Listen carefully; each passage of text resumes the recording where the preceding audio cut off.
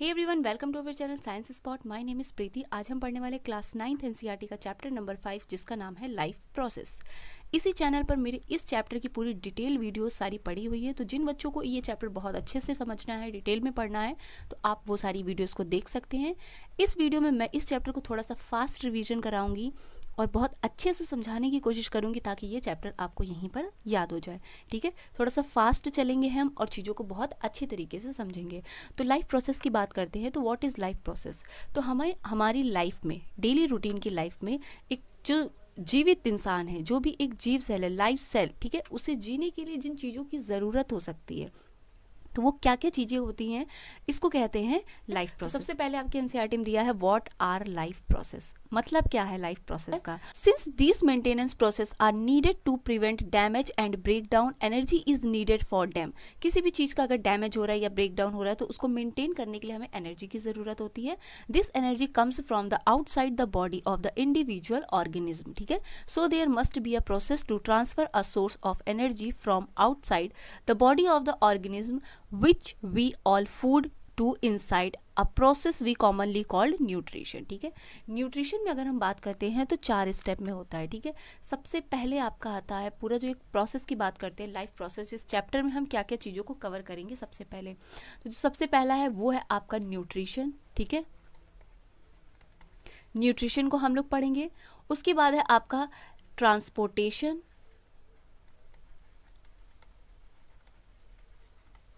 ठीक है, नेक्स्ट आपका आएगा excretion,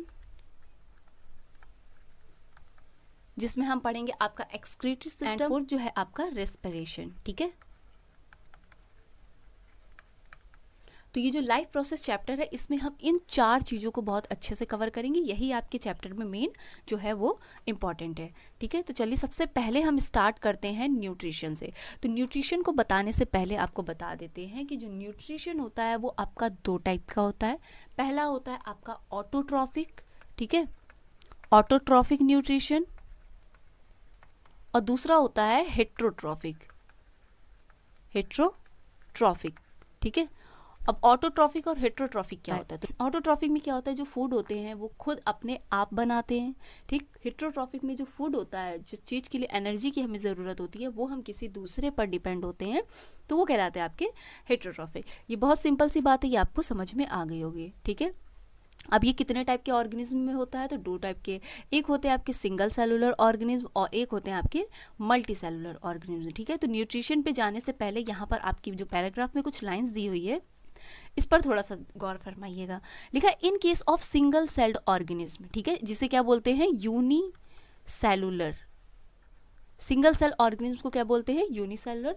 no specific organ for taking in food, इसमें कोई स्पेसिफिक ऑर्गेन नहीं होता। भैया एक सिंगल सेल से बना हुआ ये जीव है, इसमें कोई स्पेसिफिक ऑर्गेन नहीं है, तो इसे क्या करना होगा, इसमें से क्या होगा, एक्सचेंज ऑफ गैसेस और removal of waste may be needed because the entire surface of the organism is contact with the environment, क्योंकि इसकी जो इंटायर सर्फेस, पूरी सर्फेस है, ये कहाँ पे, इन्वायरमेंट से कनेक्ट होती है। But what happen when the body size of the organism increase, क्या होगा जब हम इंक्रीज बढ़ा देंगे बॉडी साइज का, the body design become more complex. अब आते हैं in multi cellular organism all the cells may not be direct contact, जितनी सेल्स होती है डायरेक्ट कॉन्टैक्ट में नहीं होती सराउंडिंग के environment, thus simple diffusion will not meet the requirement of the cell. और जितना भी यहाँ पर होता है ऑटोट्रॉफिक, सिंगल सेलुलर ऑर्गेनिज्म में, इसमें क्या होता है, सिंपल डिफ्यूजन, सेल में से चीज़ें आराम से अंदर चली जाती हैं और बाहर आ जाती है। लेकिन जो मल्टी सेलुलर ऑर्गेनिज्म होते हैं, साइज बड़ा है, तो उनकी जो थोड़ा सा डिज़ाइन होती है बॉडी की, वो क्या होती है, कॉम्प्लेक्स होती है। ठीक है, नेक्स्ट आते हैं, we have seen previously how in multi cellular organism various body parts have specialized. Multi cellular organism क्या होते हैं, बहुत सारे बॉडी पार्ट्स होते हैं। इन फंक्शन दे परफॉर्म, जैसे लीवर हुआ, लीवर का अलग फंक्शन है, किडनी का अलग फंक्शन है, हार्ट का अलग फंक्शन है। तो यहाँ पे जो बात हो रही है, ये मल्टी सेलुलर ऑर्गेनिज्म की बात हो रही है। तो इसके एग्जाम्पल की बात करते हैं, तो सबसे बेस्ट एग्जाम्पल आप ले लो ह्यूमन। ठीक है, क्योंकि इस बुक में जो टॉपिक को समझाया गया वो आपका ह्यूमन के बेसिस पर ही सारी चीज़ों को बताया गया है। We are familiar with the idea of this specialized tissue, यहाँ पर बहुत सारे स्पेशलाइज्ड टिश्यू होते हैं जो क्या करते हैं, with their organization in the body of organism. अब देखिए, सबसे पहले यहाँ पर एक चीज़ मैं आपको बता दूँ, थोड़ा सा ये जो डेट याद करने का आपको तरीका है, जो ऑर्गेनिज्म होता है एक, वो कैसे बनता है, सबसे पहले सेल ठीक है, सेल आई। फिर बहुत सारी जब सेल इकट्ठा हो गई तो उन्होंने क्या बनाया, टिश्यू बनाया, ठीक है, उससे बन गया टिश्यू। और फिर जब टिश्यू से बहुत सारे हो गए तो वो क्या बना लिया इसने, ऑर्गेन बनाया। टिश्यू से क्या बना, ऑर्गेन बना। फिर ऑर्गेन सारे जब एक साथ मिल जाते हैं तो क्या बन जाता है, ऑर्गेन सिस्टम, ठीक है, ऑर्गेन सिस्टम। देन उसके बाद फिर क्या होता है, आपका बन जाता है पूरा ऑर्गेनिज्म, ठीक है, ऑर्गेनिज्म। तो यहाँ पे क्या बन गया, सबसे पहले आपकी सेल आई, सेल से फिर बन के क्या हुआ, टिश्यू, बहुत सारी सेल मिलकर टिश्यू बनाती हैं और बहुत सारे जो टिश्यूज होते हैं ये मिलकर एक ऑर्गन बनाते हैं। ऑर्गन का सबका अपना अपना काम होता है और सारे ऑर्गन जब एक साथ मिलकर परफॉर्म करते हैं, मतलब कोऑर्डिनेट होकर परफॉर्म करते हैं, तो एक ऑर्गन सिस्टम बन जाता है। और ये ऑर्गन सिस्टम जब बन जाता है तो फुली कंप्लीटली एक ऑर्गेनिज्म का निर्माण हो जाता है यहाँ पे, ठीक है। तो वही सारी बातें यहाँ पर आपको थोड़ा सा उन्होंने डिटेल वाइज में समझाया है। आई होप आपको ये चीज़ें क्लियर हो गई होंगी, तो आप ये सारी चीज़ों को बहुत अच्छे से समझ लोगे, ठीक है। नेक्स्ट आइए हम यहाँ बात करते हैं न्यूट्रिशन के बारे में। What is nutrition. देखिए, न्यूट्रिशन का मतलब होता है हम जो भी चीज़ें खा रहे हैं, ठीक है, लाइक प्रोटीन, कार्बोहाइड्रेट, मिनरल्स, ये सारी चीज़ें हमारी बॉडी के लिए बहुत ज़्यादा स्पेसिफिक होती हैं, जो हमें क्या करती हैं, एनर्जी प्रोवाइड करती हैं, ठीक है। तो न्यूट्रिशन का मतलब क्या है, when we walk a ride a bicycle, मतलब हम जब भी साइकिल चलाते हैं we are using up energy, energy खर्च होती है भाई। Even when we are not doing any apparent activity, energy is needed to maintain a state of order in our body। अगर हम कुछ नहीं भी करेंगे तो भी हमें एनर्जी की ज़रूरत पड़ेगी। क्यों, क्योंकि हमारी बॉडी के अंदर जो हमारा फंक्शन सिस्टम है वो काम कर रहा है। जैसे आप सांस ले रहे हो तो उसमें भी आपको एनर्जी की ज़रूरत पड़ती है। We also need material from outside in order to grow, develop, synthesize protein and other substance needed in the body, जो बॉडी के लिए हमारी ज़रूरत होती है। This source of energy and materials in food we eat, ये सारे source of energy और जो मटेरियल जिस चीज़ की ज़रूरत होती है हमें कहाँ से मिलते हैं, ये हमें फूड, जो भी फूड्स खाते हैं उसके थ्रू, ठीक है। How do living things get their food. अब जो लिविंग थिंग्स होते हैं ये कहाँ से फूड लाते हैं, तो ये तो आप सभी को पता है कि फूड कहाँ से मिलता है और फूड को कैसे काम होता है। देखो, सबसे पहले the general requirement of energy and minerals is common in all the organism, ठीक है, सभी ऑर्गेनिज्म में कॉमन है, सभी को एनर्जी की ज़रूरत है, सभी को मिनरल्स की ज़रूरत है, but it is fulfilled in different way, different way में ये फुलफिल हो सकता है। Some organism use simple food material, ठीक है, obtained from inorganic source in the form of carbon dioxide and water। कुछ ऑर्गेनिज्म में these organisms are autotroph, ठीक है। अभी मैंने बताया ना दो टाइप के ऑर्गेनिज्म होते हैं, ऑटोट्रॉफ्स और हेटेरोट्रॉफ्स, ठीक है। तो जो ऑटोट्रॉफ्स होते हैं वो कैसे बनाते हैं, सिंपल किसमें, इनऑर्गेनिक सोर्स से, ठीक है। इनऑर्गेनिक सोर्स क्या होता है इनका, कार्बन डाइऑक्साइड, CO2 और दूसरा क्या है आपका वाटर, ठीक है, CO2 और वाटर। तो ये क्या होते हैं ऑटोट्रॉफिक ऑर्गेनिज्म जो होते हैं। जैसे फोटोसिंथेसिस होती है ना तो ऑटोमेटिक होती है, ऑटोट्रॉफ्स करते हैं, तो उसी तरह से इसमें कार्बन डाइऑक्साइड और H2O की इनको रिक्वायरमेंट होती है अपने खाना बनाने के लिए। दिस ऑर्गेनिज्म ऑटोट्रॉफ कहते हैं, include green plant and some bacteria. इसमें कौन से आते हैं, ग्रीन प्लांट और कुछ बैक्टीरिया होते हैं, ठीक है। Other organism utilize complex substance, this complex substance have to be broken down into the simpler ones before they can be used for upkeep and growth of the body। to achieve this organism use biocatalyst called enzymes, ठीक है। ये हम लोगों की बात हो रही है, हेटेरोट्रॉप्स की बात हो रही है, क्योंकि हेटेरोट्रॉप्स लाइक ह्यूमन बींग्स, हम लोगों में क्या होती है, metabolic rate of metabolic reactions चलती है, ठीक है। उन रिएक्शंस को कंप्लीट करने के लिए बायोकैटलिस्ट की ज़रूरत होती है और कैटलिस्ट के फॉर्म में क्या काम करते हैं, एंजाइम्स, जो कहाँ पाए जाते हैं, हमारी बॉडी के अंदर ही पाए जाते हैं। जब मैं आपको डाइजेस्टिव सिस्टम पढ़ाऊंगी तो उसमें डिफरेंट टाइप के एंजाइम्स के बारे में बताऊंगी, जो क्या करते हैं, बहुत सी चीज़ों का एब्जॉर्प्शन करते हैं और उनको एक ब्रेक डाउन करके, ठीक है, आपकी जो मेटाबॉलिक रिएक्शन चल रही होती है उसके रेट को बढ़ाने के लिए उसमें क्या पार्टिसिपेट करते हैं, ठीक है। दस the heterotrophs survival depends directly और इनडायरेक्टली इन ऑटोट्रॉफ्स। इसलिए जो हेटेरोट्रॉप्स होते हैं ये किस पे डिपेंड करते हैं, आपके ऑटोट्रॉफ्स पर, डायरेक्टली भी और इनडायरेक्टली भी, ठीक है। Heterotrophic organism include animals and fungi. याद रखना है आपको एग्जांपल, ऑटोट्रॉफ का क्या है, प्लांट और कुछ बैक्टीरिया, ये देखिए प्लांट्स और बैक्टीरिया, और जो हेटेरोट्रॉफ के एग्जांपल है क्या है, एनिमल्स एंड फंजाई, ठीक है। नेक्स्ट आइए बात करते हैं ऑटोट्रॉफिक न्यूट्रिशन क्या होता है। Carbon and energy requirement for of autotrophic organism are fulfilled by photosynthesis, ठीक है। फोटोसिंथेसिस अगर आपने पढ़ा होगा तो उसमें रिएक्शन होती है एक जो बताई गई है, जिसमें क्या होता है आपके कार्बन डाइऑक्साइड के मॉलिक्यूल्स और वाटर मॉलिक्यूल्स किसमें, सनलाइट की प्रेजेंस में रिएक्ट करते हैं और क्या बनाते हैं, कार्बोहाइड्रेट्स बनाते हैं, ठीक है। जिसे क्या बोलते हैं, ऐसा फॉर्मूला आपने देखा होगा C6H12O6, ठीक है। ये क्या होता है आपके कार्बोहाइड्रेट का फॉर्मूला है। तो इसका फॉर्मेशन करते हैं और यहाँ से कुछ जो होती है आपकी ऑक्सीजन क्या होती है, रिलीज कर दी जाती है आपके एटमॉस्फेयर में, ठीक है।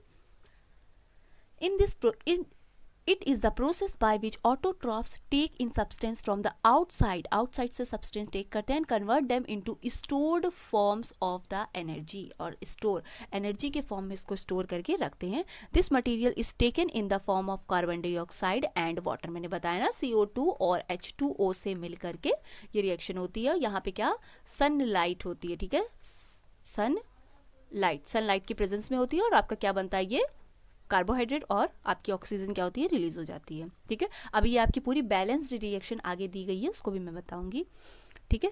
क्या लिखा है, carbohydrates in the presence of sunlight and chlorophyll pigment जो प्रेजेंट होता है आपकी प्लांट की लीफ में। Carbohydrate are utilized for providing energy to plant. We will study how this take place in the next section। अभी पढ़ेंगे। The carbohydrates which are not used immediately are stored in the form of starch। ठीक है, immediately नहीं carbohydrate बन जाता है, starch के form में क्या होता है, ये स्टोर रहता है हमारे किसमें, प्लांट में। Which serve as the internal energy reserve to be used as and when required by the plant. जब प्लांट को इसकी ज़रूरत होती है तब ये कार्बोहाइड्रेट के फॉर्म में रिक्वायर्ड होकर उसे क्या एनर्जी प्रोवाइड कराता है।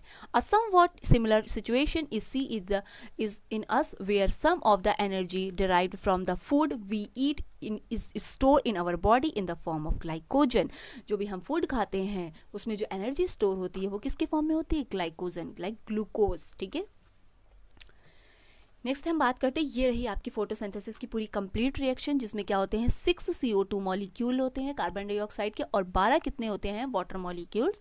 क्लोरोफिल सनलाइट के प्रेजेंस में रिएक्शन होती है। क्लोरोफिल कहाँ होती है, आपकी ग्रीन लीव्स के अंदर जो पिगमेंट होता है क्लोरोफिल, क्लोरोप्लास्ट के अंदर, उसमें क्या होती है आपकी जो सनलाइट होती है, ये क्लोरोफिल उसको क्या करते हैं, एब्जॉर्ब कर लेते हैं उस लाइट एनर्जी को, ठीक है। जो भी लाइट एनर्जी आ रही है सनलाइट से उसको क्या क्लोरोफिल एब्जॉर्ब कर लेता है, फिर एक्साइटेड हो जाता है और फिर क्या करता है, यहाँ से कुछ वाटर मॉलिक्यूल्स निकल जाते हैं और ऑक्सीजन गैस निकलती और क्या बन जाता है आपका, ग्लूकोज बन जाता है, ठीक है। तो देखिए इसके स्टेप क्या है, सबसे पहले कैसी होती है ये फोटोसिंथेसिस की रिएक्शन कैसे होती है। सबसे पहला है absorption of light energy by the chlorophyll, chlorophyll की वजह से लाइट का एब्जॉर्प्शन होता है। Conversion of light energy to chemical energy and splitting, splitting मतलब होता है पानी का बाहर निकलना, ठीक है। Splitting of water molecules into hydrogen and oxygen, ठीक। फिर थर्ड क्या है, reduction of carbon dioxide into the carbohydrate. अब यहाँ पर जो CO2 है इसका क्या रिडक्शन होकर के यहाँ पे क्या बनना है आपका कार्बोहाइड्रेट, ठीक है। नेक्स्ट है this step need not take place one after the other immediately. For example desert plant take up carbon dioxide at night, ठीक है। जो डिजर्ट में, रेगिस्तान में जो होते हैं वो क्या करते हैं, नाइट में कार्बन डाइऑक्साइड का टेकअप करते हैं। इसका एक रीज़न ये है क्योंकि वहाँ पर रेगिस्तान में पानी की बहुत ज़्यादा कमी होती है, इसलिए वाटर स्प्लिटिंग, मतलब वाटर स्प्लिटिंग अगर वो दिन में रिएक्शन करेंगे तो पानी बहुत तेज़ी से बाहर निकल जाएगा और पौधा सूख भी सकता है और पौधे की जान भी जा सकती है। इसलिए जो डिजर्ट प्लांट होते हैं, जो रेगिस्तान में पौधे पाए जाते हैं, उनकी जो ये रिएक्शन है वो थोड़ी सी अलग होती है। तो देखिए एग्जाम्पल दिया है, desert plant take up carbon dioxide at night and prepare an intermediate which is acted upon by the energy absorbed by the chlorophyll during the day, ठीक है। डे में क्या ये एनर्जी को एब्जॉर्ब कर लेते हैं, ठीक। नेक्स्ट क्या दिया है, if you carefully observe the cross section of the leaf. यहाँ पर जो आपका डायग्राम में दिया है लीफ का जो क्रॉस सेक्शन दिया है ये, ठीक है। इसमें आपको क्या कह रहा है, इसमें बताना है कि अंडर द माइक्रोस्कोप में देखा गया है इसको, फिर इसमें ग्रीन ग्रीन डॉट्स देखने को मिल रहे हैं। उस वाला ऑर्गेनल्स क्या कहलाता है, क्लोरोप्लास्ट का है, जो क्या कंटेन करता है, क्लोरोफिल। इस चीज़ को इन्होंने यहाँ पर बाद में एक्सप्लेन किया है, लेकिन आपको अगर सेल चैप्टर जैसे पढ़ाया जाता है तो सेल में ही पाया जाने वाला जो प्लांट का एक ऑर्गेनल है जिसका नाम है क्लोरोप्लास्ट, जिसे प्लास्टिड कहते हैं, उसमें आपके क्लोरोफिल पाए जाते हैं। उसी क्लोरोफिल में ही क्या होती है आपकी फोटोसिंथेसिस की रिएक्शन होती है, ठीक है। और ये इसके लिए क्या होता है, बहुत ज़्यादा इसेंशियल होता है। लिखा भी है यहाँ पे, let us do an activity with the demonstrate that chlorophyll is essential for photosynthesis, ठीक है। अगर फोटोसिंथेसिस करानी है तो क्लोरोफिल बहुत ज़्यादा ज़रूरी है, ठीक। नेक्स्ट हम बात करते हैं स्टोमेटा, ठीक है। Open and close stomata pore बहुत ज़्यादा इंपॉर्टेंट डायग्राम है। मैंने आपको लेक्चर में इसी चैनल पर ही मैंने इस चैप्टर में जितने भी इंपॉर्टेंट डायग्राम है आपके एग्जाम के पॉइंट ऑफ व्यू से, वो सारी की एक अलग शॉर्ट फॉर्म में वीडियो बनाई है, तो जिन बच्चों ने नहीं देखी है आप देख सकते हैं, ठीक है। ये डायग्राम बहुत ज़्यादा इंपॉर्टेंट है, आपके एग्जाम में पूछा जा सकता है सिर्फ इसका डायग्राम कि opening and closing of stomata बताइए, ठीक है। तो देखिए क्या है इसका मतलब, विच आर टिनी पोर्स, यहाँ क्या लिखा, not let us study how the plant obtain carbon dioxide, भैया कार्बन डाइऑक्साइड प्लांट कहाँ से लाते हैं, and what talk about stomata, which are tiny pores, tiny pores छोटे छोटे से क्या होते हैं, पोर्स मतलब होते हैं छेद, ठीक है। Present on the surface of the leaf, leaf जो होती है, जो एक हरी पत्ती होती है, अगर उसको आप जूम करके देखोगे माइक्रोस्कोप में तो उस पर छोटे छोटे से छेद देखने को मिलते हैं, वही क्या कहलाते हैं आपके, इसी को क्या कहते हैं, stomata. Massive amount of gaseous exchange take place in the leaves. There is these pores of the purpose of photosynthesis, but it is important to note here that exchange of gases occur across the surface of the stem, root and leaves as well. Since large amount of water can also be lost through these stomata and plant close their pores when it does not near carbon dioxide for photosynthesis. जब carbon dioxide उसके आसपास नहीं होती photosynthesis के लिए, तो ये क्या होते हैं, अपने क्या इसको क्लोज कर लेते हैं, ठीक है। इसी को कहते हैं क्लोज ऑफ स्टोमेटा, ठीक है। जो क्या दिन के टाइम क्या होते हैं, सॉरी नाइट के टाइम क्या स्टोमेटा क्लोज हो जाते हैं, और दिन में स्टोमेटा जो होते हैं वो क्या होते हैं, ओपन होते हैं। यहाँ देखिए लिखा भी है, the opening and closing of the stomata pore is function is the guard cell. जो गार्ड सेल्स यहाँ पर देखिए, ये जो गार्ड सेल बनी है ना, कुछ इस टाइप के शेप की ये जो गार्ड सेल्स बनी है आसपास, ये क्या करती है, यही स्टोमेटा को ओपनिंग और क्लोजिंग के लिए पार्टिसिपेट करती है। तो यहाँ पर ये लाइन बहुत ज़्यादा इंपॉर्टेंट है आपकी, opening and closing is of the stomata is a function of guard cells का फंक्शन है। The guard cell swell when water flows into, जब पानी अंदर जाता है गार्ड सेल के, तो जो गार्ड सेल है वो फूल जाती हैं, और जब पानी बाहर निकलता है तो गार्ड सेल्स जो है पिचक जाती हैं, ठीक है। तो opening and closing of stomata किस पर डिपेंड करती है, आपकी गार्ड सेल्स पे और वाटर पर। वाटर जाएगा तो गार्ड सेल्स फूलेंगी और स्टोमेटा ओपन हो जाएंगे, और जैसे ही पानी बाहर निकलता है तो गार्ड सेल श्रिंक, श्रिंक मतलब ये यहाँ पे लिखा है देखिए, श्रिंक, श्रिंक मतलब क्या होता है, मुरझा जाना, पिचक जाना, ठीक है। नेक्स्ट ये है बेल जार एक्सपेरिमेंट, जो किया गया था किसके, कार्बन डाइऑक्साइड जो है प्लांट पार्टिसिपेट करते हैं, ये बात कितनी सच है, इसलिए एक्सपेरिमेंट किया गया था, तो ये आपको इतना ज़्यादा ध्यान नहीं देना है। इसके बाद हम नेक्स्ट टॉपिक पर आते हैं, भैया हेटेरोट्रॉफिक न्यूट्रिशन क्या होता है, ठीक है। चलिए पढ़ते हैं heterotrophic. Each organism is adapted to its environment, हर ऑर्गेनिज्म अपने इन्वायरमेंट के हिसाब से क्या है, अडेप्ट मतलब होता है कि उसमें उस इन्वायरमेंट को सहने के लिए एक जो क्षमता आ जाती है उसे कहते हैं अडेप्ट हो जाना, ठीक है। The form of nutrition differs depending on the type of the availability of food material as well as how it is obtained by the organism. आपके आसपास किस टाइप का फूड मटेरियल है, उसी हिसाब से जो ऑर्गेनिज्म की होती है वो क्या अडेप्टेशन होती है। For example, whether the food source is stationary such as grass और मोबाइल सच एज डीर, ठीक है, ठीक, would allow the difference in how food is accessed at what is the nutritive appears used a cow and lion, ठीक। This is the range of the strategies, कहने का मतलब ये भैया heterotrophic मैंने आपको बताया था कि ये दूसरों पे डिपेंड होते हैं, डायरेक्टली और इनडायरेक्टली भी, ठीक है। जैसे हम लोग हैं तो हम लोग डिपेंड है किस पे, प्लांट पे, भाई प्लांट पहले फोटोसिंथेसिस करेगा, फिर फूड बनाएगा, फिर वो फूड बना लेगा, तो फिर हम प्लांट को लेंगे, फिर हम खाएंगे, तो हमें कहीं ना कहीं एनर्जी हमारी ट्रांसफॉर्म हो रही है इधर से उधर, ठीक है। तो हेटेरोट्रॉफिक में यही होता है कि भैया एक दूसरे पर डिपेंड है अपने न्यूट्रिशन के लिए, एक दूसरे को मार के खा सकते हैं या कुछ भी, जैसे यहाँ देखिए लास्ट लाइन लिखी है, दिस पैरासिटिक, पैरासाइट मतलब होता है कि एक जीव के ऊपर डिपेंड हो जाना पूरी तरह से, और उससे अपनी सारी न्यूट्रिटिव अपनी काम की चीजों को लेना। Nutritive strategy is used by a wide variety of organism, like देखिए कस्क्यूटा जो क्या है, एमरबेल है, ठीक, ticks, like, leech and tapeworms, ये क्या है, लाइक जो जू होती है जो बालों में पड़ जाती है, ठीक है, वो क्या करती है, हमारे सर पर रहकर क्या होती है, खून पीती रहती है ना, ब्लड सक करती हैं, तो वो भी कहीं ना कहीं अपना न्यूट्रिशन हमारे ब्लड से ले रही हैं, तो वो भी क्या है, हेटेरोट्रॉफिक न्यूट्रिशन है, जो क्या डिपेंड है हमारे ब्लड पर, ठीक है। नेक्स्ट आइए बात करते हैं how do organism obtain their nutrition. तो मैंने बताया ना यूनिसेलुलर ऑर्गेनिज्म और मल्टीसेलुलर ऑर्गेनिज्म का एग्जांपल बताया था, तो ये जो अमीबा है ये क्या है, आपका यूनिसेलुलर ऑर्गेनिज्म है, ठीक है। तो इसकी जो है ये कैसे लाइफ साइकिल होती है, अपने फूड पार्टिकल को कैसे कैप्चर करता है, ये बहुत ज़्यादा इंपॉर्टेंट है, तो ये आपको बहुत याद रखना है, इसका स्टेप आप ये एग्जाम में पूछा जा सकता है, ठीक है। नेक्स्ट आइए बात करते हैं nutrition in human beings, human being में न्यूट्रिशन कैसे होता है। तो कुल मिला के यहाँ पर अब पढ़ने वाले हैं हम अपना डाइजेस्टिव, ठीक है, सिस्टम, डाइजेस्टिव सिस्टम की हम यहाँ पर बात करने वाले हैं। तो क्या होता है आपकी डाइजेस्टिव सिस्टम, हम जो भी खाना खाते हैं वो हमारी बॉडी में जाने के बाद कैसे डाइजेस्ट होता है, तो इन सारी चीज़ों को हम यहाँ पर पढ़ेंगे, ठीक, तो आइए स्टार्ट करते हैं। सबसे पहले इस डायग्राम को देखना है आपको। यहाँ पर अभी कुछ नहीं पढ़ना है, ये सारी थ्योरी आप खुद से पढ़ लोगे। ये पहले देखो डायग्राम में, यहाँ क्या लिखा, यहाँ टंग, ठीक है, माउथ। माउथ से आप क्या करते हो, पहले फूड पार्टिकल्स को लेते हो अंदर, फिर उसके बाद उसको मुंह में चबाते हो।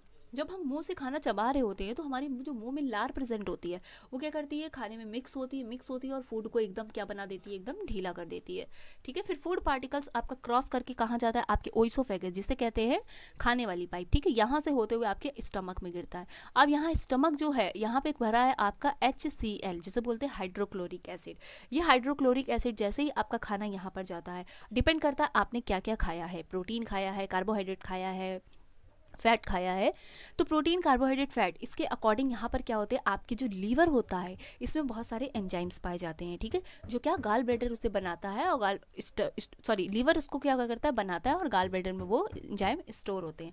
जब भी हम खाना खाते हैं तो कौन सा प्रोटीन डाइजेस्ट करना है या कार्बोहाइड्रेट डाइजेस्ट करना है, तो उस हिसाब से एंजाइम्स ये यहाँ से निकलते हैं और आपके स्टमक में जाते हैं। फिर यहाँ से आपका डाइजेशन का प्रोसेस स्टार्ट होता है। डाइजेस्ट होने के बाद खाना आपकी स्मॉल इंटेस्टाइन में जाता है। स्मॉल इंटेस्टाइन में जाने के बाद यहाँ पर बहुत अच्छी अच्छी चीज़ें जो भी हम खाने के साथ खाए हैं, जैसे प्रोटीन, कार्बोहाइड्रेट और वाटर्स, मिनरल्स, कुछ जो मेडिसिन खाते हैं, ड्रग्स वगैरह, ठीक है, उन सब का यहाँ पे क्या होती है, बहुत सारी ब्लड कैपिलरीज का जाल होता है, तो ये सब उसको एब्जॉर्ब कर लेती हैं। फिर एब्जॉर्ब होने के बाद जो भी वेस्ट मटेरियल बचता है, भाई सारी अच्छी अच्छी चीज़ें तो आपकी स्मॉल इंटेस्टाइन ने एब्जॉर्ब कर ली। अब उसके बाद जो खाना बचा, बेकार की चीज़ें, वो कहाँ चली जाती है, आपके लार्ज इंटेस्टाइन में। फिर लार्ज इंटेस्टाइन में खाना सर्कुलेट होते होते होते होते यहाँ से बाहर आता है और फिर सुबह क्या हो जाती है, गुड मॉर्निंग, ठीक है। तो ये है आपके डाइजेशन का कुछ स्टेप। अब यहाँ पे आपकी NCERT क्या कह रही है, आइए उसको भी एक बार हम पढ़ लेते हैं। The alimentary canal is basically a long tube extending from mouth. Long tube सबसे लंबी ट्यूब होती है जो माउथ से स्टार्ट होती है और कहाँ पे, एनस से खत्म होती है, ठीक है। We can see that the tube has different part, various region, specialise to perform different function. यहाँ पर जो मैंने आपको बताया, ठीक है, सबसे पहले स्टार्ट होता है आपका माउथ से, ठीक है, यही है ट्यूब जो माउथ से स्टार्ट होती है और यहाँ एनस पे आकर के खत्म हुई है। अब यही जो लंबी वाली जो ट्यूब आप देख रहे हो, इसी का अलग अलग स्ट्रक्चर है। यहाँ तक आई है तो इसको नाम दे दिया ओइसोफेगस। फिर नीचे आने के बाद कन्वर्ट हो गई आपके स्टमक में, फिर और नीचे आने के बाद कन्वर्ट हो गई आपके स्मॉल इंटेस्टाइन में, फिर स्मॉल इंटेस्टाइन से कन्वर्ट हो गई आपकी कहाँ पे, लार्ज इंटेस्टाइन में, और फिर क्या बन गया, अपेंडिक्स, जो क्या एक एक्स्ट्रा वेस्टेज मटेरियल होता है, इसका कोई काम नहीं होता। फिर कहाँ गई, एनस में, ठीक है। तो यहीं पर ये जो आपके ओइसोफेगस की जो ट्यूब है, सॉरी जिसे एलिमेंट्री कैनाल, कहाँ, माउथ से स्टार्ट होती है और एनस से खत्म होती है, ठीक है। अब इस बीच में जो जो चीज़ें आई हैं उसके बारे में हम पढ़ते हैं। वी वीट, यहाँ लिखा है we eat various type of food which has to pass through the same digestive tract। वो फूड जो हमारे कहाँ पे, हम लोग जितने टाइप का भी खाना खाते हैं, अब ऐसा नहीं है कि हमने प्रोटीन खाया या भाई अपने मैगी खाई तो आपने मुंह से खाई, अब आप अगर पिज़्ज़ा खा रहे हो तो कहीं और से खा रहे हो, ऐसा तो नहीं है। वेरियस टाइप, जितने भी वैरायटी के हम खाने खाते हैं वो सारे हम कहाँ से खाते हैं, अपने सेम एक ही क्या है, ट्रैक्ट है, जिसे क्या कहते हैं, माउथ, ठीक है। Naturally the food has to be process to generate particles, ठीक, which are small or the same texture। This is achieved by the crushing the food with our teeth, ठीक है। सेम टेक्सचर हमें जो महसूस होता है वो क्या, क्रश मतलब क्या, उसको चबा लेना फूड को, किससे, अपने दांतों से। Since the lining of the canal is soft, इसलिए यहाँ की जो लाइनिंग होती है कैनाल की, कैनाल मतलब है भैया ये लंबी सी पाइप, ठीक है, और कुछ नहीं है कैनाल, ये क्या होती है, बड़ी सॉफ्ट होती है। The food is also wetted, wetted मतलब होता है गीला हो जाना, ठीक है, वेट हो जाता है to make it passes smooth. यहाँ पे मुंह में जब आप खाना खाते हो तो उसके बाद लार जो होती है आपकी मुंह की, वो उसको मिक्स करती है ताकि जो खाना है आपका वो थोड़ा वेटी हो जाए, और जो आपकी कैनाल, जो सॉफ्ट कैनाल आपके अंदर की ओर गई है, उसमें खाना फंसे ना, बहुत आराम से स्मूथली आपके कहाँ, स्टमक में पहुंच जाए। When we eat something we like our mouth water, जब भी हम देखते हैं कुछ अच्छा तो हमारे मुंह में पानी आने लगता है, ठीक है। This is actually not only water, ये सिर्फ पानी नहीं होता, but a fluid called saliva, जिसे क्या कहते हैं, saliva, secret by the salivary gland. Gland word अगर कहीं पर भी आपको बायो में देखने को मिल रहा है, ठीक है, ग्लैंड शब्द यहाँ का मतलब होता है, अगर ग्लैंड कहीं पर भी आ रहा है तो इसका मतलब है कि वो चीज़, वो जो ग्लैंड है वो कुछ ना कुछ चीज़ों का सिक्रेशन मतलब बना रही है, ठीक है। अब सैलिवरी ग्लैंड आया है, तो ये जो सैलिवरी आपकी माउथ में जो सलाइवा जो रिलीज होती है जब आप खाना खाते हो तो जो फूड को वेट कर देती है, वो सलाइवा क्या है आपकी ग्लैंड जो सीक्रेट करती है कुछ एंजाइम्स के बारे में अभी बताऊंगी। Another aspect of the food we ingest in this complex nature it is to be absorb from the alimentary canal. कुछ फूड का एब्जॉर्प्शन आपकी एलिमेंट्री कैनाल में होता है। It has to be broken into smaller molecules, यहाँ पर क्या broken मतलब छोटे छोटे मॉलिक्यूल्स में इसको तोड़ दिया जाता है। This is done with the help of biological catalyst, जिसे क्या कहते हैं एंजाइम्स। बायोलॉजिकल कैटेलिस्ट का क्या नाम है enzyme. The saliva contain an enzyme called salivary amylase that break down starch which is a complex molecule to give simple sugar. अब देखो स्टार्च का जीता जाता एग्जाम्पल मैं आपको बताऊं तो जैसे हम लोगों ने चावल, कच्चे चावल अगर किसी ने खाए होंगे तो अगर आप उसको मुंह में कुछ टाइम के लिए रखते हो, जैसे आपकी लार्ज होती है, आपकी सलाइवा उस चावल में मिक्स होती है, तो कुछ टाइम के बाद आपको उस चावल का टेस्ट जो होता है वो थोड़ा हल्का मीठा मीठा फील होने लगता है। तो जो मिठास आपको महसूस होती है वो क्या होता है, यहाँ पर आपका ब्रेक डाउन हो रहा है स्टार्च का, ठीक है, सिंपल शुगर में। तो आपकी जो सलाइवा, जो मुंह में सलाइवरी एमाइलेज पाया जाता है वो क्या है, स्टार्च का ब्रेक डाउन कर देता है सिंपल शुगर में। The food is mixed thoroughly with saliva, food जो होता है सलाइवा में मिक्स होता है and move around the mouth, around मुंह में घूमते हुए कहाँ पहुंच जाता है, च्विंग द मस्कुलर टंग, ठीक। It is necessary to move the food in the regulated manner along the digestive tube so that we can be process properly in each part. The lining of the canal, canal ये जो लंबी सी जो tube आपकी गई है आपकी body के अंदर खाने वाली, इसकी जो लाइनिंग होती है अंदर की वो कैसी होती है, muscles that contract rhythmically in order to the push of the food forward. मतलब खाना जो ऊपर से नीचे की ओर आ रहा है तो यहाँ पे मसल जो होती हैं वो क्या है, एक रिदम क्रिएट करती हैं, ठीक है, ठीक, जिसे कहते हैं पेरिस्टलासिस मूवमेंट। अब ये कैसा होता है ये मैं आपको एक शॉर्ट वीडियो बनाऊंगी तो उसमें ये मूवमेंट करके बताऊंगी, ठीक। तो इस टाइप से फूड जो होता है आपका कहाँ पे फॉरवर्ड डायरेक्शन में नीचे की ओर सीधा बिल्कुल चला जाए और कहाँ आपके स्टमक में पहुंच जाए। दिस पेरिस्टलैटिक, देखिए यहाँ लिखा है peristaltic movements are cover for all along the gut, gut मतलब यहाँ पर स्टमक में, ठीक। अब बात करते हैं from the mouth the food is taken to stomach, mouth से फूड लिया और स्टमक तक पहुंचा दिया थ्रू द फूड पाइप मतलब oesophagus. This stomach is large organ which expand when food enter it. जब भी हमारा खाना स्टमक में जाता है तो इसका साइज क्या होता है, ये बढ़ जाता है, ठीक है, expand it. The muscles walls of the stomach help in mixing the food thoroughly with more digestive juice. अब जो स्टमक की मसल्स होती हैं आसपास की वो क्या करती हैं, फूड को क्या बिल्कुल मस्कुलर को सॉरी उसकी मिक्सिंग करती हैं, मतलब बहुत सारे एंजाइम्स को मिलाती हैं। मैंने बताया जब भी हम खाना खाते हैं तो हम ये देख कर नहीं खाते हैं कि हम प्रोटीन खा रहे हैं कि कार्बोहाइड्रेट खा रहे हैं कि हम फैट खा रहे हैं, जो मिलता है हम खा लेते हैं। उसके बाद जब आपका स्टमक में जब खाना जाता है तो वो डिसाइड करता है कि भैया तुमने क्या क्या खाया, वहाँ पर उसकी क्या होती है, इन्वेस्टिगेशन होती है। अगर आपने प्रोटीन ज़्यादा खाया है तो वो इस हिसाब से आपका जो एंजाइम निकालेगा, प्रोटीन को डाइजेस्ट करने वाला एंजाइम का नाम होता है पेप्सिन, यहाँ लिखा है, ठीक है, pepsin, protein digestive enzyme called pepsin, ठीक है। हाइड्रोक्लोरिक एसिड जो मैंने बताया पेट में जो HCl होता है स्टमक में, create an acidic medium which facilitate the action of enzyme pepsin. जो पेप्सिन होता है, पेप्सिन एंजाइम जो क्या प्रोटीन को डाइजेस्ट करने का काम कर रहा है उसको क्या करते हैं, उसके फैसिलिटेट मतलब उसके एक्शन काम करने की क्रिया को बढ़ा देता है जो HCl आपका प्रेजेंट होता है आपके स्टमक में। What other function do you thinks in serve of the acid, और क्या फंक्शन हो सकते हैं ये आप सोचो। The mucus protect the inner lining of the stomach. अब देखो स्टमक जो है आपका उसके अंदर इतना खतरनाक HCl एसिड है, हाइड्रोक्लोरिक एसिड, ठीक है, वो आपके स्टमक में है। अब भैया स्टमक की जो वॉल है आसपास की अगर गल ना जाए, खराब ना हो जाए, जल ना जाए, इतना खतरनाक एसिड है, तो उसको बचाव के लिए एक म्यूकस की कोटिंग, म्यूकस की लाइनिंग होती है आपके स्टमक में, ठीक है। मान लीजिए अगर आपका ये स्टमक है कुछ इस टाइप का, तो यहाँ इंटरनली ऐसे से एक लाइनिंग होती है म्यूकस की, और बीच में क्या भरा होता है आपका HCl, जो क्या करती है इसको बचाती है, ठीक है। Action from the acid under normal condition, action acid के एक्शन से बचाती है कौन, म्यूकस की लाइनिंग जो स्टमक में अंदर प्रेजेंट होती है। अब बात करते हैं the exit of food from the stomach is regulated by the sphincter muscles which release it in small amount. Sphincter muscle जो होती है आपकी स्मॉल इंटेस्टाइन में, सॉरी वहाँ पर लार्ज इंटेस्टाइन में, फूड एग्जिट फूड मतलब जो फूड जो खराब जो जिसे कहते हैं जो सुबह की गुड मॉर्निंग आप करते हो उसे बाहर निकालने का काम कौन करती है, स्पिनेक्चर मसल्स होती हैं जो क्या करती हैं, एक कॉन्ट्रैक्शन क्रिएट करती हैं जो कहाँ से, small amount into the small intestine. From the stomach the food now enter the small intestine. Stomach से जो फूड होता है वो कहाँ चला गया आपका, स्मॉल इंटेस्टाइन में गया, ठीक है।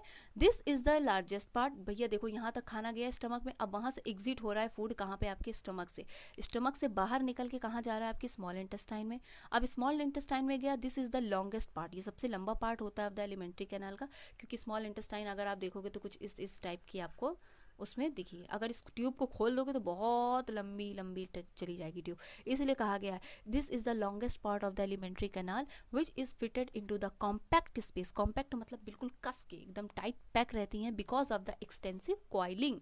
कॉइलिंग मतलब ऐसे ऐसे कॉइल फॉर्म में है, क्योंकि खोल देंगे तो बहुत लंबी हो जाएगी, इसलिए क्या होती है एकदम कॉम्पैक्ट कॉइलिंग उसमें होती है, ताकि जो स्पेस है वो कम रहे।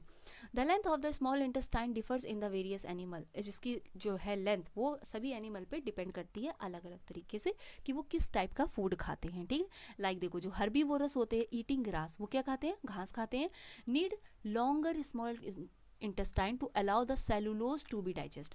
अब जो सेलुलोज होता है, ठीक है, ये क्या प्लांट की सेल में पाया जाता है, प्लांट की सेल वॉल में। अब वो सेल वॉल बड़ी टाइट होती है, तो उसको डाइजेस्ट करने के लिए एक सेलुलेज एंजाइम होता है, जो कहाँ पाया जाता है, जो एनिमल ग्रास खाते हैं उनकी स्टमक में पाया जाता है, ठीक है। तो ये एंजाइम्स उनमें पाया जाता है, ताकि जो सेलुलोज उन्होंने खाया उसका डाइजेशन हो। और ये जो बहुत ज़्यादा ही क्या होती है, सख्त होती है, तो इसको डाइजेस्ट करने के लिए बहुत थोड़ा सा टाइम लगता है, थोड़ा ज़्यादा स्पेस चाहिए होता है। इसलिए जो भी हर्बीवोरस होते हैं, हरे पौधे प्लांट पत्ती खाने वाले एनिमल, उनमें जो स्मॉल इंटेस्टाइन होती है वो काफ़ी बड़ी होती है उन एनिमल के मुकाबले जो क्या होते हैं, जो ये सब चीज़ें नहीं खाते। जैसे meat is a easier to digest. Meat में क्या होता है, प्रोटीन है भैया, और प्रोटीन को डाइजेस्ट करने के लिए हमारी बॉडी में पर्याप्त पेप्सिन एंजाइम्स है, जो कौन बना रहा है, हमारा लीवर, ठीक है। तो वो एंजाइम सीक्रेट हो रहा है प्रोटीन के डाइजेशन के लिए। Hence carnivorous like tigers have a shorter small intestine.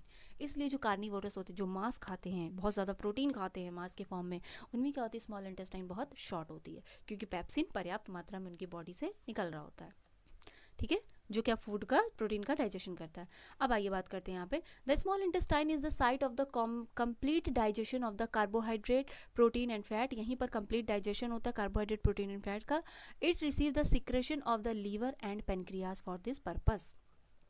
Secretion यहाँ पे लीवर का secretion of the liver and pancreas for this purpose. Liver और जो आपके पेनक्रियाज है इसके सिक्रेशन करते हैं इसके डाइजेशन के लिए, ठीक है। For food coming from the stomach is acidic and has to be made alkaline for the pancreatic enzymes to act. अब जो पेनक्रियाज है वहाँ से पेनक्रियाटिक एंजाइम्स निकलते हैं, क्योंकि भैया खाना कहाँ गया है, एसिड में गिरा है, ठीक है। अब उस एसिड के साथ वो जो है अब स्मॉल इंटेस्टाइन में जाएगा, तो वहाँ तक पहुँचाने के लिए इसको क्या एल्कालाइन कर देता है, कौन, आपका pancreatic enzyme. Bile juice from the liver, जो लीवर से बाइल जूस आ रहा है, complies this in addition to acting of the fat, जो फैट खाया उसके डाइजेशन के लिए। Fats are present in the intestine in the form of large globules which make it difficult for enzyme to act on them. Bile salt break them down into the small globules. कहने का मतलब ये है कि जो आपके bile juice जो होता है, जिसे बोलते हैं पित्त रस हिंदी में, वो जो भी आप फैट खाते हो तो उसे इमल्सीफाई कर देता है। इमल्सीफिकेशन, यहाँ देखिए लिखा है इमल्सीफाई एक्शन, उसे क्या करता है, छोटी छोटी ड्रॉप के फॉर्म में फैट को तोड़ देता है, ठीक है। आप पेनक्रियाज की बात करते हैं, the pancreas secret pancreatic juice which contain enzyme like trypsin for digesting protein and lipase for breaking down the emulsified fat। emulsified मतलब जो छोटी छोटी फैट को जो छोटी छोटी ड्रॉप में तोड़ दिया है उसका emulsification मतलब उसका ब्रेक डाउन कर देता है कौन, लाइपेज एंजाइम, ठीक है। The wall of the small intestine contain glands which secret intestinal juice. जो इंटेस्टाइन, जो यहाँ पे इंटेस्टाइन होती है क्यूबोइडल, इसकी जो वॉल होती है दीवार, यहाँ पर भी क्या होती है, कुछ इंटेस्टाइनल जूस निकलता है। The enzyme present in the finally convert into the protein to amino acid. जो प्रोटीन होता है वो डाइजेस्ट होने के बाद कहाँ पर लास्ट यूनिट क्या होती है उसकी, अमीनो एसिड में, ठीक है। प्रोटीन कन्वर्ट हो जाता है अमीनो एसिड में, कार्बोहाइड्रेट कन्वर्ट हो जाता है आपका ग्लूकोज, एंड फैट कन्वर्ट हो जाता है फैटी एसिड एंड ग्लाइसरॉल में। तो याद रखना है डाइजेशन के बाद जो आपने फूड खाया है कॉम्प्लेक्स फूड, उसका कन्वर्जन कहाँ पर होता है, कैसे होता है। तो कन्वर्ट होता है प्रोटीन किस में कन्वर्ट हो जाता है, आपका अमीनो एसिड में, कार्बोहाइड्रेट कन्वर्ट होता है ग्लूकोज में, और जो फैट कन्वर्ट होता है वो फैटी एसिड एंड ग्लाइसरॉल में, ठीक है। नेक्स्ट आइए बात करते हैं digested food is taken up by the walls of the intestine. अब भैया वॉल की जो इंटेस्टाइन होती है वहाँ पे क्या टेक करते हैं। The inner lining of small intestine has numerous finger like projection. Numerous finger like projection मतलब कुछ ऐसे ऐसे फिंगर लाइक प्रोजेक्शन देखने को मिलते हैं, कॉल्ड जिसे कहते हैं villi, which is increase the surface area of the absorption. ये क्या करती है, एब्जॉर्प्शन के लिए सर्फेस एरिया जो होती है उसे इंक्रीज करती है। The villi are richly supplied with blood vessels. यहाँ पर बहुत सारी ब्लड कैपिलरीज का जाल होता है। हमने बताया था स्मॉल इंटेस्टाइन के आसपास बहुत सारी ब्लड कैपिलरीज होती हैं, जो भी आपने फूड खाया उसको ब्रेक डाउन करने के बाद फाइनली कहाँ, ब्लड में भेज दिया जाता है। ठीक है, where it is utilized for obtaining energy, building up new tissue and repair of old tissue। जहाँ पर क्या काम होता है भैया, बिल्डिंग मतलब ग्रो कराना है बॉडी को, जो टिश्यू खराब हो गए उनकी मरम्मत करनी है, और जो ओल्ड टिश्यू है वो रीजनरेट होकर रिपेयर हो जाते हैं और नए टिश्यू बन जाते हैं। ठीक है, और हमें क्या मिलती है, एनर्जी भी मिलती है। अब आते हैं बात करते हैं the unabsorb food is sent into the large intestine. जो अनएब्जॉर्ब मतलब जो फूड एब्जॉर्ब नहीं हुआ है वो कहाँ पहुँचा दिया जाता है, आपके लार्ज इंटेस्टाइन में, where its wall absorb more water. जहाँ पर इसकी जो वॉल होती है, लार्ज इंटेस्टाइन की जो वॉल होती है वो यहाँ पे क्या करती है, बहुत सारे पानी का एब्जॉर्प्शन करती है और कुछ मटेरियल का। ठीक है, the rest of the material, इसके बाद जो बचा हुआ मटेरियल होता है वो कहाँ रिमूव हो जाता है, बॉडी विया द एनस। एनस मतलब वही सुबह की जो गुड मॉर्निंग हो जाती है आपकी, वहाँ से ये जो मटेरियल होता है, रेस्ट ऑफ मटेरियल जो बचा हुआ पार्ट होता है वो क्या, एग्जिट हो जाता है। The exit of this waste material is regulated by the anal sphincter. Anal sphincter मतलब होता है कि आपको इस चीज़ का एहसास होता है, मतलब हमें एहसास होने लगता है कि हाँ अब हमें जाना है। ठीक है, तो ये था इसका मतलब। अब डेंटल कैरीज की बात करते हैं। उसके बाद वही डेंटल कैरीज में क्या है, dental caries of tooth decay cause gradual softening of enamel and dentine, मतलब जो आपके टीथ के ऊपर जो वाइट वाइट लाइनिंग है जिसे कहते हैं इनेमल। ठीक है, it begins with bacteria acting on sugar products. कहने का मतलब ये है कि डेंटल केयर करनी है आपको, क्योंकि जो आप खाना खा रहे हो वो आप किससे चबा रहे हो, दांतों से। तो भैया दांतों को अपने बहुत ज़्यादा सिक्योर करके रखिए। तो इसलिए आपको क्या करना है, जो मीठा होता है, जो सॉफ्टनेस होती है, बहुत ज़्यादा हम मीठा अगर खा लेते हैं, लिखा है ना, बैक्टीरिया जो होते हैं वो कहाँ एक्ट करते हैं, sugar produce acid that softness of demineralise the enamel. जो इनेमल को क्या सॉफ्ट करते हैं और डिमिनरलाइज मतलब धीरे धीरे इनेमल जो होती है खराब होने लगती है। Masses of bacteria cell together with food particle, जो फूड पार्टिकल खाते हो कहीं ना कहीं दांतों के बीच में फंस जाता है, तो वहाँ पर जो बैक्टीरिया होते हैं वो बहुत तेजी से ग्रो करते हैं और stick to the teeth from the dental plaque, और वहाँ पे स्टिक हो जाते, चिपक जाते हैं और एक क्या बना देते हैं, कैविटी बना देते हैं। ठीक है, saliva can not reach the tooth surface of neutralise the acid as plaque covers the teeth. अब जो सलाइवा होता है वो वहाँ तक नहीं पहुँच पाता है, जो बैक्टीरिया जो प्लेक्यू बना देते हैं, ठीक है, आपकी जो कवरिंग होती है एनिमल के ऊपर।